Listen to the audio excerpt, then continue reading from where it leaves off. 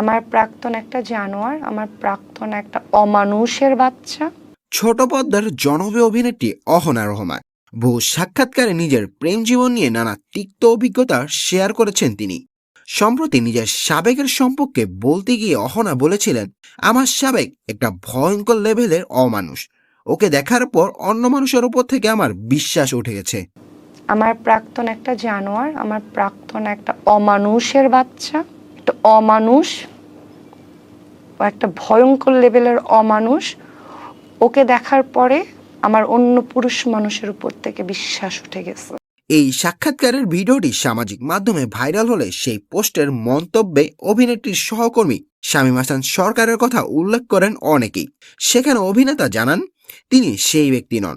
অহনা যাকে নিয়ে কথা বলেছেন শামীম তাকেও চেনেন বলে জানিয়েছেন এই অভিনেতা। সেই সময় কমেন্ট সেকশনে শামীম হাসান সরকার লেখেন, সবাই কমেন্ট করে জিজ্ঞাসা করে সে সাবেক আমি কিনা। সবাই পুরো ঘটনা না দেখে আমাকে বিচার করলে হবে না। অহনা যেই সাবেকের কথা বলে আমিও তাকে চিনি, আমিও তার নাম বলবো না, কিন্তু সেই ব্যক্তি আমি না, এটা সবার জানা দরকার। এরপর দর্শকের উদ্দেশ্যে এই অভিনেতা বলেছিলেন, সেই সাবেক অমানুষ যে কে সেটা খুঁজে পাওয়ার দায়িত্ব আপনাদের সবার। কিন্তু অহনার সে সাবেক কে তা এবার সরাসরি জানালেন শামীম।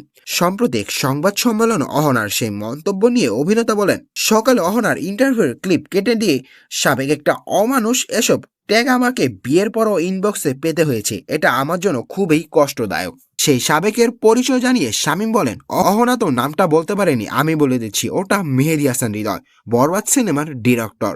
অহনা তো নামটা বলতে পারে না, ওটা মেহেদী হাসান হৃদয়, হ্যাঁ, বরবাদ সিনেমার ডিরেক্টর। তার সঙ্গে 6-7 বছরের রিলেশন ছিল অহনার। আমি মাঝে অহনার সঙ্গে বন্ধুত্ব করেছি, সে সময়ও মেহেদীর সঙ্গে সম্পর্কে ছিল। আমার এ কারণে অহনার সঙ্গে সম্পর্ক টেকেনি, যদিও বিষয়টি নিয়ে কখনো কোনো মন্তব্য করেনি এই অভিনেত্রী।